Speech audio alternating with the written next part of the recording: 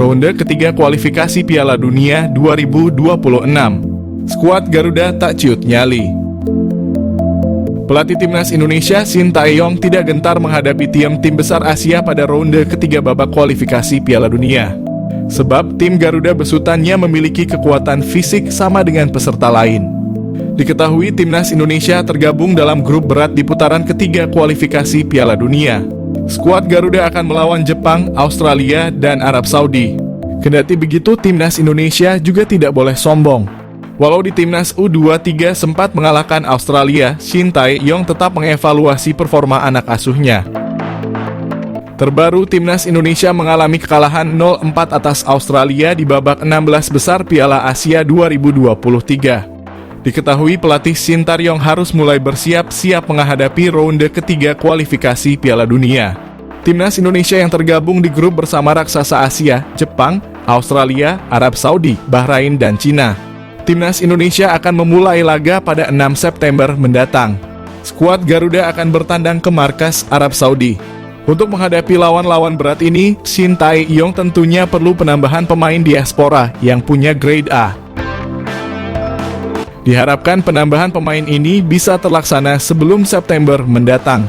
Publik juga berharap kiper FC Dallas, Martin Paes sudah bisa bergabung bersama timnas Indonesia. Diketahui Paes sudah sah menjadi WNI. Hanya saja Paes belum bisa gabung karena ada masalah sehingga masih menunggu sidang di CAS. Siapa Daan Roth, stiker tajam keturunan Indonesia yang tanda-tandanya bakal dinaturalisasi? Nama Daan Roth mencuat di tengah urung jelasnya status striker Ole Romeni yang konon akan dinaturalisasi. Seperti halnya Ole Romeni, Daan Roth merupakan pemain berposisi striker yang kini tengah merumput di Liga Belanda. Pemain yang kini berseragam FC Twente tersebut tergolong memiliki statistik nan ciamik. Di usianya yang masih 22 tahun, Daan Roth telah memainkan 40 pertandingan di semua kompetisi. Ia telah mencetak 9 gol dan 10 assist. Pemain ini belakangan santer dikaitkan dengan proyek naturalisasi yang dipersiapkan untuk timnas lantaran disebut-sebut memiliki keturunan Indonesia. Lantas siapa sosok Daan Roth? Daan Roth lahir di Groenlo, Belanda 25 Juli 2001. Usianya kini 22 tahun. Pemain yang memiliki tinggi badan 1,79 tersebut merupakan pemain yang masuk kategori kesukaan Shin Tae-yong lantaran merupakan versatile alias bisa bermain di beberapa posisi. Ia tercatat bisa bermain sebagai sayap kanan, sayap kiri, penyerang bahkan hingga playmaker. Pemain yang kini mengenakan nomor punggung 11 telah bermain bersama FC Twente sejak di akademi. Ia bergabung bersama Akademi FC Twente pada 2012. Kariernya berlanjut di tim senior hingga kini. Tanda-tanda dinaturalisasi. Belakangan nama Daan Roth semakin santer disebut bakal menjadi salah satu pemain yang bakal dinaturalisasi bersama dengan sejumlah nama lain yang kini juga hangat diperbincangkan. Daan Roth disebut-sebut bisa jadi solusi bila Ole Romeni batal dinaturalisasi untuk menambal stok striker yang saat ini jadi PR besar di timnas Indonesia jelang menghadapi putaran kualifikasi Piala Dunia 2026. Tanda-tanda bahwa Daan Roth bakal dinaturalisasi kiranya sudah mulai terlihat bila mengacu pada unggahan teranyar di akun Instagramnya. Di unggahan itu terlihat sosok Fardy Bachdim memberikan like. Tak hanya itu, tampak dari daftar pengikutnya, Daan Roth juga telah mengikuti akun Instagram saudara dari Irfan Bachdim tersebut. Diketahui Fardy Bachdim merupakan salah satu sosok berjasa yang membawa sejumlah pemain diaspora yang akhirnya dinaturalisasi. Beberapa nama yang dibawanya yakni Nathan Chuaon, Saina Patinama, Tom Haye, Jay Itzes, hingga yang terbaru Calvin Verdon. Mungkinkah itu sebagai pertanda Daan Roth bakal mengikuti jejak pemain diaspora lainnya untuk dinaturalisasi? Patut ditunggu perkembangannya. Shin Tae-yong temukan 2 penyerang naturalisasi yang jadi solusi masalah lini depan timnas Indonesia. Pelatih tim nasional Indonesia, Shin Tae-yong sampai saat ini masih belum puas dengan ketajaman lini depan skuad Garuda. Namun beredar kabar pria yang akrab disapa STY itu sudah menemukan solusi dari masalah lini depan itu dari 2 penyerang keturunan yang akan segera dinaturalisasi. Program naturalisasi masih menjadi andalan timnas Indonesia untuk memperkuat skuad secara instan. Pemain keturunan terakhir yang berhasil dinaturalisasi adalah Calvin Verdon. Keputusan menaturalisasi fullback milik NEC Nijmegen itu pun dinilai berhasil. Sebab Verdonk mampu memperlihatkan penampilan yang menjanjikan saat debut di laga timnas Indonesia di kualifikasi Piala Dunia 2026 zona Asia. Kini tampaknya PSSI sudah cukup mengincar pemain belakang. Hal itu karena beredar kabar mereka tengah dalam proses menaturalisasi dua pemain depan, yakni Ole Romenyi dan Mauro Zijlstra. Romenyi dan Zijlstra pun dianggap sebagai solusi dari masalah lini depan timnas Indonesia yang masih kurang tajam. Jika itu benar, maka kehadiran mereka jelas dibutuhkan untuk membantu timnas Indonesia. Lantas bagaimana proses naturalisasi Romenyi maupun Zijlstra? PSSI sejatinya belum membahas apa-apa terkait kedua pemain keturunan tersebut. Namun dalam satu momen Romenyi berbicara kepada supporter timnas Indonesia bahwa saat ini semuanya berjalan ke arah yang baik. Netizen tanah air lantas menyimpulkan perkataan Romenyi itu sebagai tanda pemain FC Utrecht itu tengah dalam proses naturalisasi. Sementara dari sisi Zijlstra, ia mengaku masuk dalam daftar incaran PSSI. Namun sejauh ini PSSI belum bergerak mendekati Zijlstra untuk membahas program naturalisasi. Miljan Manhoef jalani proses naturalisasi untuk bela timnas Indonesia. Miljan Manhoef, seorang pemain sepak bola muda yang kini merumput di kasta teratas Liga Belanda bersama Vitesse Arnhem, menjadi sorotan karena gaya permainannya yang disebut-sebut mirip dengan bintang Liverpool, Mohamed Salah. Pemain berusia 21 tahun ini memiliki darah Indonesia dari sang ibu yang keturunan Suriname, sehingga membuatnya menjadi salah satu talenta potensial yang bisa dibujuk untuk bergabung dengan timnas Indonesia.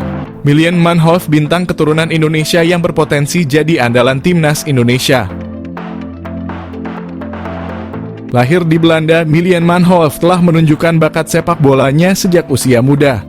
Ia memulai karier sepak bolanya di tim junior Belanda dengan membela tim nasional kelompok umur. Dalam perjalanannya, Manhoef berkembang menjadi salah satu pemain muda paling menjanjikan di Eropa, terutama berkat kecepatannya, dribbling dan kemampuan bermain di berbagai posisi. Manhoef mampu bermain sebagai winger kanan, winger kiri, fullback kiri, hingga second striker, yang mana hal tersebut menjadikannya sebagai salah satu pemain yang memiliki versatility luar biasa di lapangan. Pada musim 2023, ia berhasil mencetak top skor untuk Vitesse Arnhem. Prestasi ini cukup mengesankan, namun sayangnya ia belum berhasil menarik perhatian pelatih timnas senior Belanda, Ronald Koeman. Kemampuan dan gaya bermain Miljan Manhoef memiliki kesamaan dengan Mohamed Salah.